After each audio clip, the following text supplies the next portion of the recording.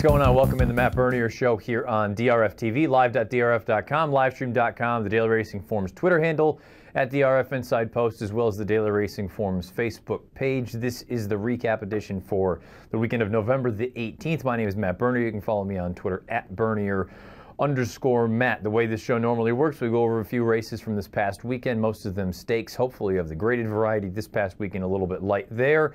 Go over, see how things went, show some charts, show a little bit of replay here and there, talk about possibilities for these horses going forward. And then we'll also go over some of the top performances from this past weekend, both as far as surface is concerned, dirt or turf, as well as different age groups. And then we'll wrap things up going over a little bit of the NFL for week number 11, leading into the Thanksgiving Day slate of games here in week number 12. But before we get to that point, let's start off with some racing here. And we'll start off in New York at Aqueduct this past Saturday afternoon. The featured event was the $150,000 Artie Schiller Stakes. Let's take a look at that field. These are the horses that contested the race. You did have one major scratch in here. That was Delta Prince. He was figured to be one of the choices come post time, and the main track only Cantoon also was taken out of this field. That left a pretty solid field of 10 in here, and you could have gone a number of ways. Ultimately, Black Type was the one that went off as your 7-5 favorite. This is John Embrial with the call of the Artie Schiller. A runner. The field is at the top of the stretch. Monster B is on the outside of Marengo Road. Monster B now takes the lead. Hollywood Hideaway into second, and here comes Fire Away, who's firing now down towards the rail. So three of them across the track with Black Type next in fourth. It is Fire Away who has the lead in deep stretch, and Fire Away and Johnny Velasquez have won the Artie Schiller Stakes. Fire Away wins the Artie Schiller. The third running of the Artie Schiller pays $10.60 on top as the third choice, a slight third choice behind Night Prowler. Monster B, the number 10, pays $15.40 to place. And the 3 Hollywood Hideaway, $8.70 to show. The $1 exacta, $2.10, comes back $94. 50-cent try comes back $485. You've played the Superfecta for 10 cents, $392.30. Fire Away is a 5-year-old horse trained by Shug McGahee, owned by the Phipps stable, also bred by the Phipps stable. He is by Warfront out of a dam from Unbridled called Salute. This is a horse that this far in his career, he's not a superstar, but he hasn't done a heck of a lot wrong. 5 for 19 lifetime. He's a shade under $375,000 in career earnings. You heard after the race, John Velasquez talked a little bit about how the turf course at Aqueduct a little bit on the softer side than maybe Belmont Park, and perhaps getting to 2 turns is really what he appreciated, maybe as opposed to what was going on at Belmont, where a lot of times it's a turn and a half, or if it is 2 full turns, he's going a much farther distance. This seems like this is really what he wants to do. Again, I don't think anybody's going to mistake him for a superstar here. And a 101 buyer in this race did Fire Away, a 121 time form U.S. rating, came home in 23 and 2 fifths seconds, I should say. This was a fine effort. I thought he got a good trip. Everything worked out very, very well. We'll find out going forward. Maybe he goes down to Gulfstream Park, but again, if we're talking about maybe some softer turf conditions, that may not be ideal for him. This is the ultimate chart, and you can see Monster B runs second, Hollywood Hideaway third. Black Type is your favorite. It's an interesting situation because it really feels like he has excelled as they've gotten him into the running and have him forwardly placed more often than not. But for some reason, they just decided to take him back here in a race where it was a fair pace. It wasn't anything blistering early on. Then he came on at the end with a run. It was just he had too much work to do at that point. I'd like to see them get him more forward, get him into the running a little bit earlier. Tis a run to the horse that I was interested in. He came from well out of it, came from last place, came with his run, just simply not good enough and not enough time to make up the ground. That leads us in to see how we did with the pick and pray as far as the Artie Schiller is concerned. And yes, I like Tis a Runner. I thought he was an interesting runner in a race that I didn't have any strong opinion. I thought his runs down at Laurel were good enough, so I wanted to take a shot with him at odds of 6-1 or greater. He went off at 11, $10 win bet, no dice, and I also hooked him up in an exacta box along with Black Type. I thought he was the most likely winner of the race. Thought he would trip out, but I kind of figured he would be more forward. And unfortunately for me, he was taken back and he came with a belated run. So I had the exacta, but unfortunately they don't pay you if you have him for 4th and 5th. It's supposed to be for 1st and 2nd. So Tis a Runner. He comes with his run, finishes 5th. Hats off to Fire Away, gets the job done in the Artie Schiller. We move out to Del Mar, the Del Mar Thoroughbred Club. The main event Saturday afternoon was the Desi Arnaz for 2-year-old fillies going 7/8 of a mile on the main track. It was a rematch of sorts as we take a look at this field between the top 2 finishers of a maiden special weight of fair at Santa Anita last month, that being the 6 Dream Tree, the 3 Midnight Bisou, and you also had the addition of the number 2 Ms. Bad Behavior. And you can see that from the wagering, the public looked at it as if it were a 3-horse race, and ultimately, maybe not a 3-horse race, but it turned out to be a 2-horse race. As exciting as that maiden special weight race out at Santa Anita was between the top two, this one was just as exciting. This is Trevor Denman with the stretch run of the Desi Arnaz. As well, then Midnight Bisou, top of the lane, and Dream Tree gets the lead and kicks for home. Dream Tree starts to pull clear now. Secret Spice down the centre. Midnight Bisou's coming with a big run. Midnight Bisou's coming fast. Dream Tree's got to dig deep and find more, but she does. Dream Tree just gonna get there. Got very close in the end. Dream Tree gets the job done for Bob Baffert, and Drayden Van Dyke pays $4 to win. Midnight Bisou, runner-up again. She's run too well to be winless through 2 lifetime starts, $2.80 to place.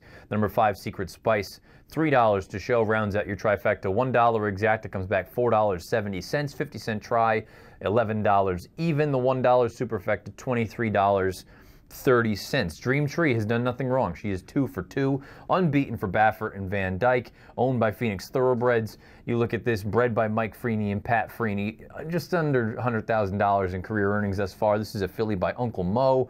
And it's just one of those situations where, look at, she looks like she could be anything. And Drayden Van Dyke said as much in the post-race comments that he thinks that we're just kind of scratching the surface with this girl, that she could eventually stretch out and move on. She's done nothing wrong. Again, 2 for 2. It's all you can ask at this point. Perfection. Nothing better than that. She's run relatively fast as well. She earned a 78 by her speed figure. She earned a 109 time form US rating. It is worth noting, though, that that middle fraction, the half-mile split, as far as time form was concerned, they had that coded on the slow side, so maybe she got away with a little bit of something as far as a pace advantage is concerned. And as we take a look at the chart, it's also worth noting, if you believe that that internal fraction was slow, then boy, did Midnight Bisou do a lot of running, considering she came from well off the pace. And she came on and she finished very, very nicely. This is 2 efforts in a row that she's run very well for Bill Spar. It's one of those instances where you wonder, as they continue on, I think distance is going to be a little bit kinder to Midnight Bisou than it would be to Dream Tree. That doesn't mean I think the Dream Tree is incapable of stretching out, but I still wonder if Midnight Bisou is ultimately the one that you want to keep an eye on, because she was so green in that debut in behind horses. She had a lot more thrown at her in a short amount of time than Dream Tree has, and I know they've run in the same races, and the result has been the same, first and second, and some people may be already going as far as to say, well, you know what you're going to get. Dream Tree is just better than Midnight Bisou. I do wonder, Dream Tree had that outside post, she had that kind of pressing trip just off of slow fractions, got the jump on Midnight Bisou and still just barely held on. I wonder if you get a more honest pace early on, if they really throw it down. Maybe this is an instance where as they continue to go on, they continue to get some racing under their belts, Midnight Bisou ultimately is the one that you want. Midnight Bisou earns a 78 buyer as well, but she actually earned a faster time form US rating, ultimately with a 111. Pick and pray for this race, I kind of looked at pick and play. The pick in this spot for me was Midnight Bisou. I really like that maiden, that debut effort where she wasn't quite good enough to get by Dream Tree, but I thought that 7/8 of a mile, that would be beneficial for her. Maybe if there was a little bit more pace. Unfortunately for me, there wasn't. I said anything above 9 to 5, I would be playing her $50 to win. I got the price that I wanted. Couldn't quite get that, but I also kind of backed it up with the saver, having Dream Tree over Midnight Bisou with an exacta, and luckily for me, that essentially ended up being a wash. So this race, and that's why you play some sort of a saver. I know some people just don't believe in that and think it's kind of a silly way out, that you're going to guarantee that you lose one wager with the hope that you win the other one, but I'd rather have that happen this instance where I can kind of break even, wash my hands of it if I'm right with one thing but wrong with the other. A good effort from both of the top two. I think Dream Tree is very, very talented. She's done nothing wrong, but still keep an eye on Midnight Bisou as they go forward. Dream Tree, though, she is the winner of the Desi Arnaz. It's time to take a look at a couple of races from Churchill Downs this past Saturday afternoon. Unfortunately for the folks down in Louisville, crazy winds, crazy rain, washed everything off the turf, and it really affected the way that the races were run on the main track. We're going to start off with the Bet on Sunshine. These are the results. Limousine Liberal, we know what his game is. He's a good sprinter. You test him a little bit more than this sort of level. Maybe it gets dicey for him, but he's honest. He's rock solid. He shows up. He wins the Bet on Sunshine, pays $3 to win. Warriors Club runs second, $4.20 to place. Storm Advisory third, $3.20 to show. The $2 exact comes back $9.80. The $2 try comes back $36.60. This horse, Limousine Liberal, hasn't done a lot wrong in his career. You see 19 lifetime starts, 7 victories, 5 runner-up finishes, 3 times third, just under $1 million in career earnings. Ben Clobrick's done a fantastic job. Hats off to the connections. Corey Lannery gets the job done. This is a horse. He is by successful appeal out of an in excess mare. Now, we can take a look at the chart for this race, and the important thing, I think, to recognize about this race in general, you see, as far as time form is concerned, the opening quarter was slow. The big thing, and we're going to talk about it again momentarily when we dive into the Cardinal that was washed off the turf, all day, and we need to credit Travis Stone, the track announcer at Churchill Downs, for tweeting this out. The headwind coming down the lane as they turned for home apparently was enormous all day, and you watch the flow of those races, the amount of horses that on the far turn looked like they were rounding up and looming, and it was almost as if they had all the momentum and they were just going to completely blow the doors off the horses that had that sort of position at the front. They just came to a complete stop. They hit the wall literally. It felt like, anyway, it looked like it, where they just did not go on with it. That momentum was completely nullified. That headwind must have been something severe, and I wonder if you want to go through, watch some replays, take a look and see, because the amount of horses, I'm telling you, that they came up 2 and 3 wide, and it looked like they had dead aim on the pace setters, and when they hit the top of the lane, it was as if that headwind, that wall, just completely smacked them in the face, and it took all the starch out of them, and they could not go on and sustain. That doesn't mean that Limousine Liberal fit that bill, though. He continued, he extended down the lane. He's a really nice horse. He's a graded stakes caliber runner. He may not be a true grade 1 caliber runner, but you know he's capable of running in races like the Churchill Downs, which he won earlier this year, which was a grade 2. He ran very well, all things considered, in the Vanderbilt up at Saratoga. Didn't have the cleanest of goes. Also, the racetrack was probably against him that day. But Limousine Liberal, fine horse, well done by Ben Colebrook and company and the connections. This horse continues to go on. Not a huge buyer speed figure, only earned a 91, but a time form US number that's very, very competitive, a 120. That would make him a player in any sort of sprint race going forward. But maybe he had a little bit of an aid because Warriors Club did try to come up, and it really felt like all of his sort of momentum was just completely nullified when he hit that headwind.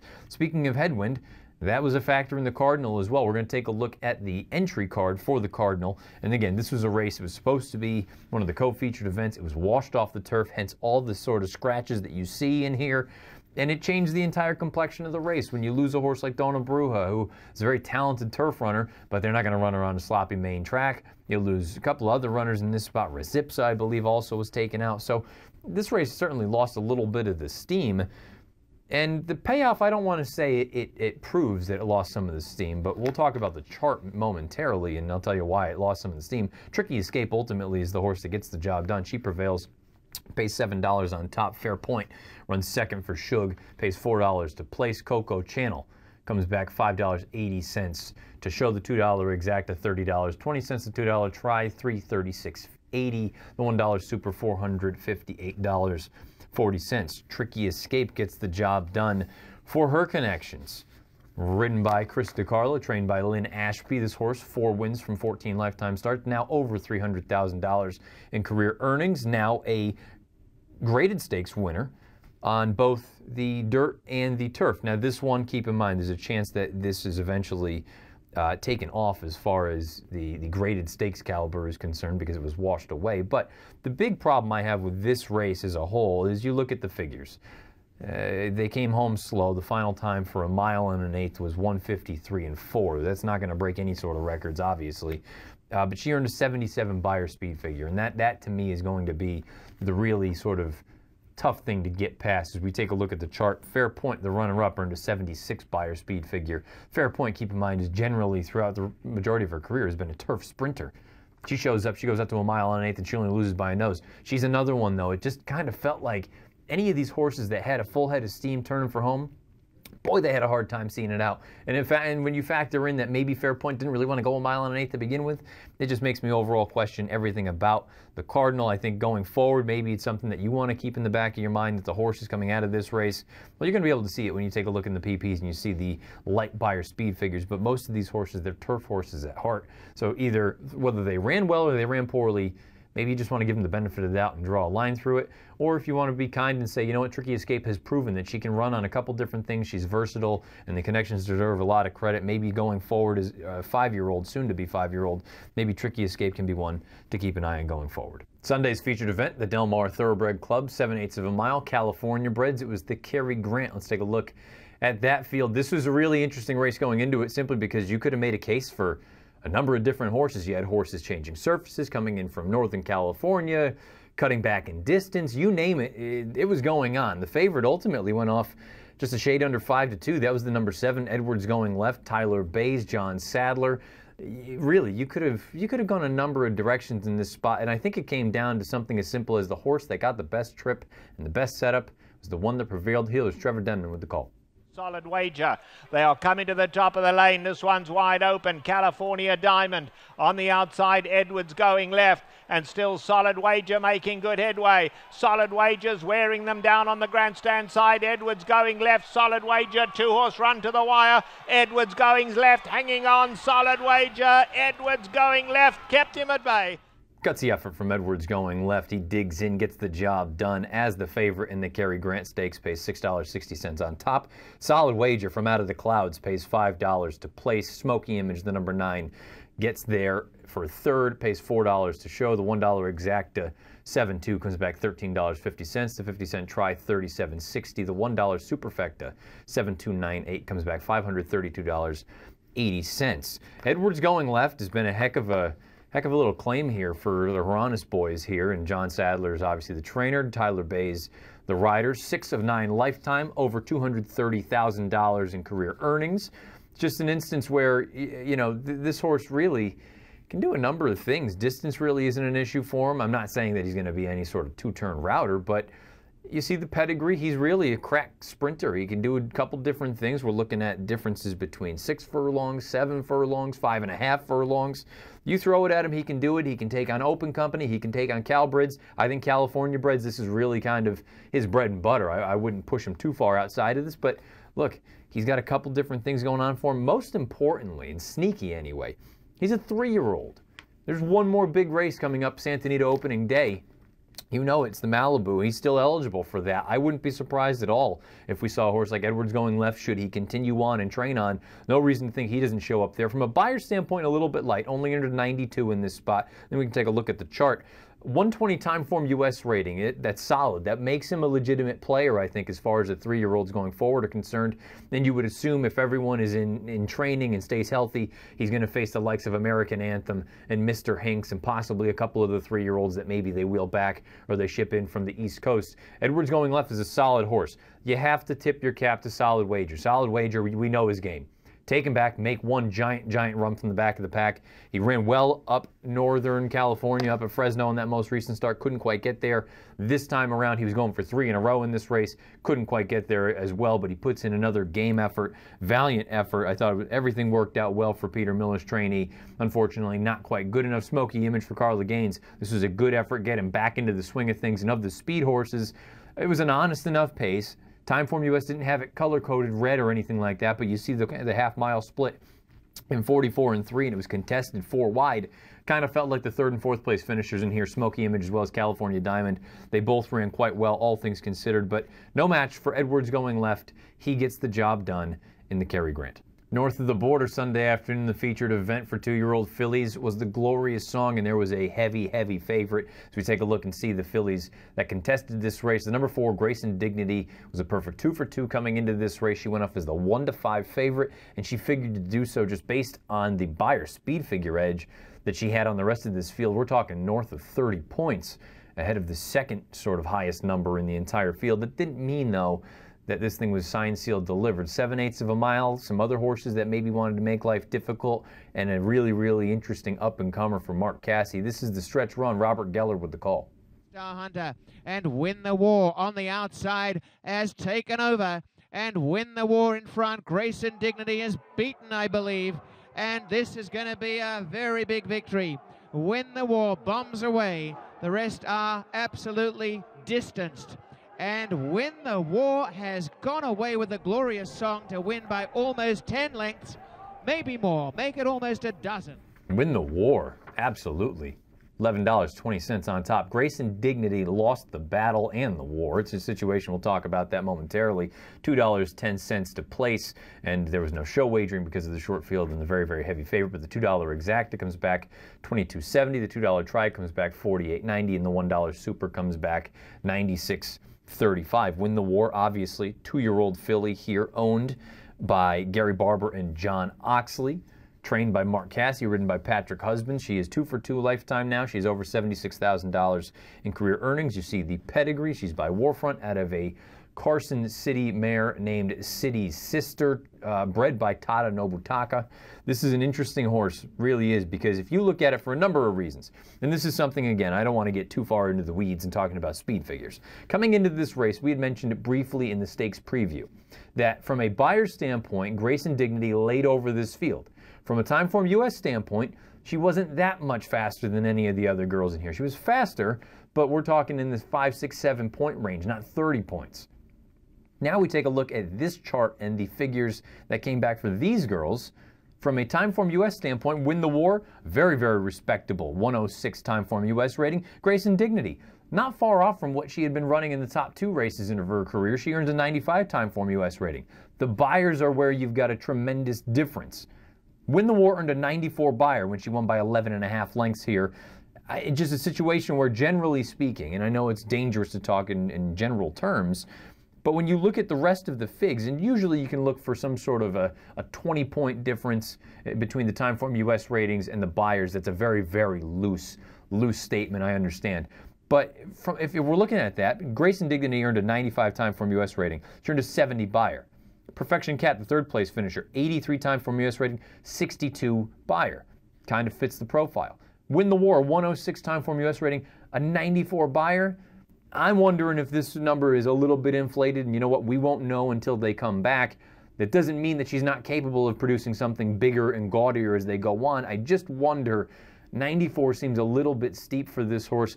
Boy, but she looks beautiful on the racetrack. She got her final 1/8 of a mile in 12 and 2. I think the sky is the limit for this horse, and I also don't want to give up on Grace and Dignity because we didn't get to see the beginning portion of the replay. You can go into Formulator and pull that up, but you can see those fractions. The opening quarter in 21 and 4, and she was absolutely hounded by Enchanted Tale, who finished up the track, might still be running right now. So Grace and Dignity, I misspoke a little earlier. She won the battle, she lost the war. She got absolutely blown out as far as the war is concerned, but don't hold this one against Grace and Dignity. She did a lot of running early, see the half mile, and it shade over 44 seconds. Unfortunately, she had nothing left in the tank to hold off a really, really talented up-and-comer from Mark Casse named Win the War.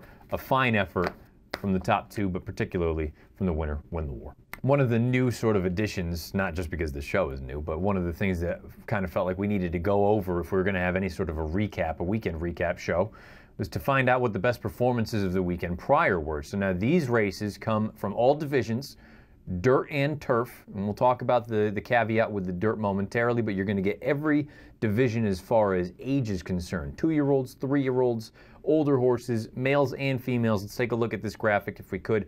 And the caveat with the dirt numbers, okay, the way that things go into the system, dirt also includes synthetic. Synthetic doesn't necessarily have its own designation, so a couple of these numbers were earned on synthetic surfaces, not necessarily dirt surfaces, and it's just going to be something that I'll kind of throw out to you as we go on here throughout the year. And obviously once we turn over to 2018, the 2-year-olds, they'll take a back seat for a few months. But for the time being, interesting, I thought, with the 2-year-old male dirt horse, Cutter Helm was a horse down at the fairgrounds, actually won the race, was disqualified and placed second. That's why I still have him listed as the best performances, because from a speed figure standpoint, the 71 was the fastest 2-year-old male effort. That also happened to come going 2 turns, something to keep in the back of your mind. We just saw Win the War. She was so brilliant up there at Woodbine on Sunday afternoon, 94 buyer speed figure. Some of these other races, nothing spectacular as far as the dirt is concerned over the course of the weekend. A couple of interesting races, though, as far as turf is concerned. Harbor Master, I don't think he's a superstar. I think that is what he is. He'll be a high 80, low 90 type of horse. Spiegel is an interesting runner here. 94 buyer. She won a race at Aqueduct on Saturday afternoon. And I think the runner-up as well, Magic Joan, is one that you're going to want to keep an eye on as well. But the 94 buyer, this is a horse that she's very lightly raced, and I would like to think as she turns over as a 4-year-old, maybe the middle distance races are going to be beautiful for her. I think 8.5 furlongs. Maybe you want to push her out to 9. She's still a little bit green. She was hanging on her left lead down the lane, but I do feel like Spiegel, she's an interesting runner. 94 buyer speed figure. You see the big number from Fire Away with the 101. Again, I don't know that he's ever going to be a superstar, but he's going to be a very useful horse. I would assume he's going to go down to Gulfstream.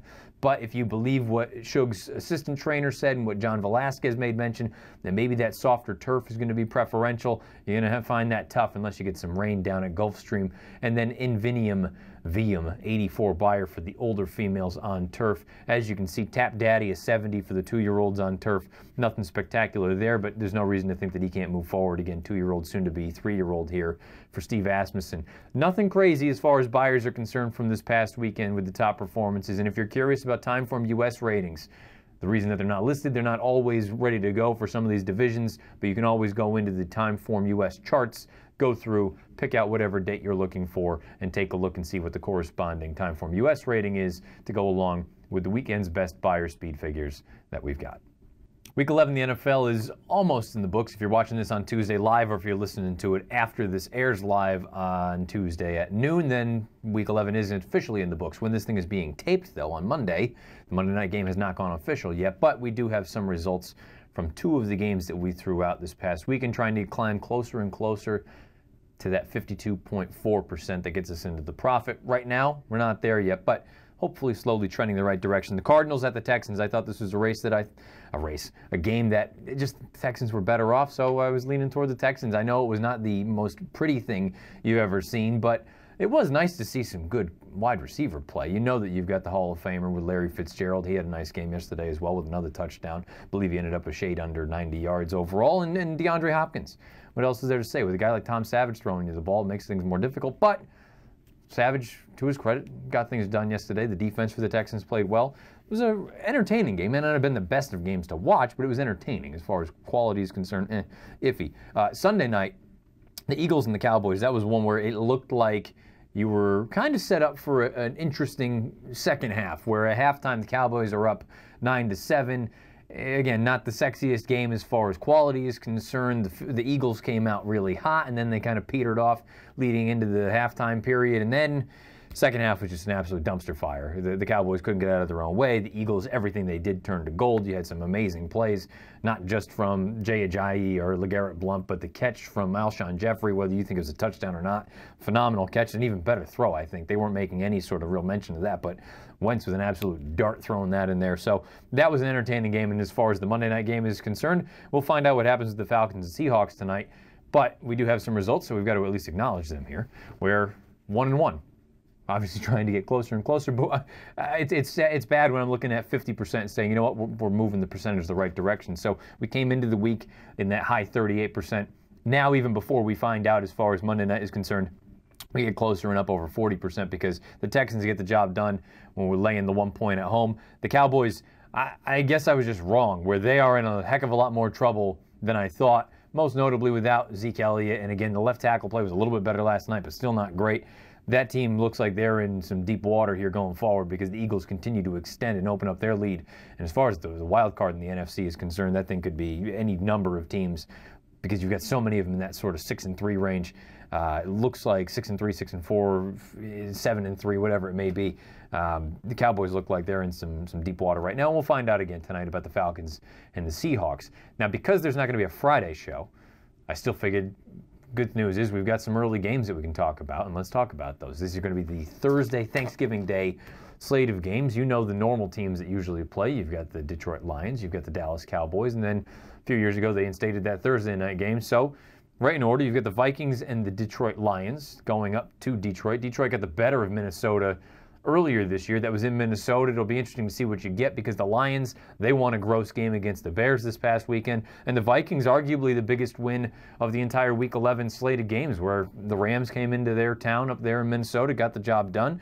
I thought it was an interesting game. I wonder if going forward, I'm still not entirely sold on the idea of Case Keenum and Jerick McKinnon and Latavius Murray being enough to get the job done. Adam Thielen continues to impress.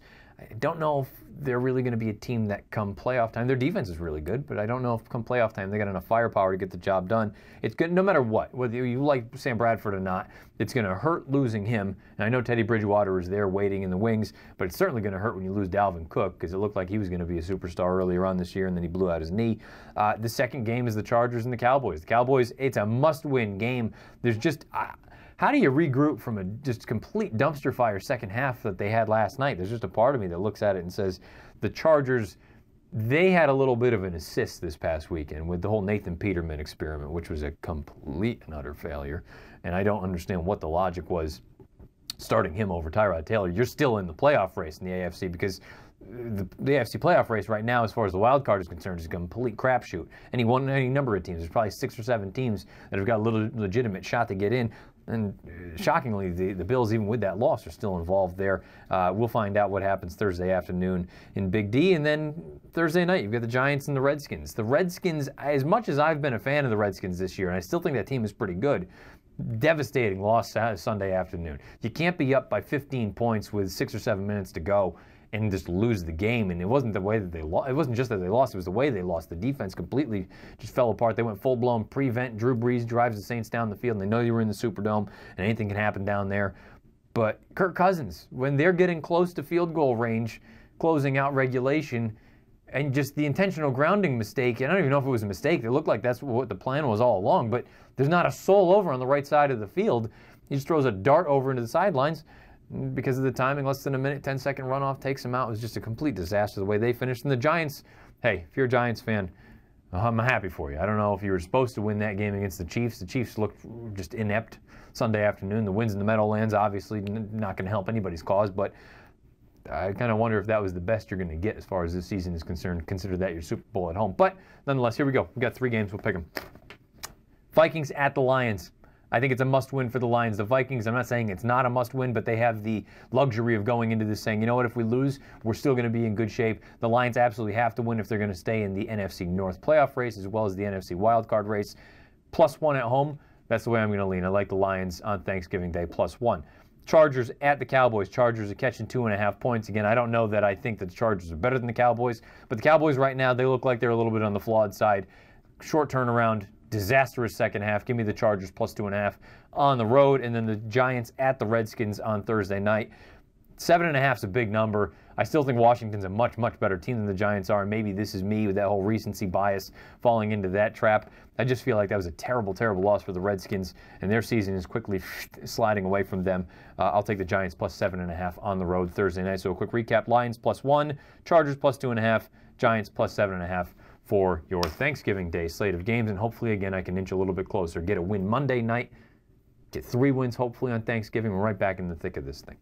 As I alluded to, there will be no show on Friday for the Matt Bernier Show. But here is what's to come this week. As far as DRFTV is concerned, this is the weekly guide. We've got all sorts of stakes previews coming up. Obviously, Thursday is a big day. You'll have the Fall Highway at Aqueduct. On Friday, you'll have the Clark Handicap at Churchill Downs.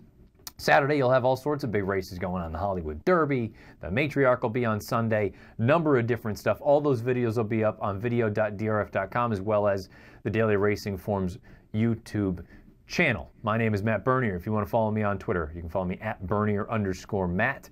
If you want to watch this thing live, it's on Tuesdays, noon Eastern, 9 a.m. Pacific. You can get that on live.drf.com as well as the Daily Racing Forms Twitter handle at DRF Inside Post. This follows the Daily Racing Form Players podcast. Jonathan Kinchin, Peter Thomas Fornatel, they start things off at 11 o'clock. And then the Friday edition, no Friday this week for the Matt Bernier Show, but it'll be back the following week, noon Eastern. That is going to kind of be the middle ground between the 11 o'clock DRF Players podcast, and then after the Matt Bernier Show, we lead in to the latest edition of Out of the Gate. Enjoy your holiday, eat a lot of food, get fat. Hopefully you pick some winners. We'll talk again with the recap show next Tuesday, noon Eastern, the Matt Bernier Show.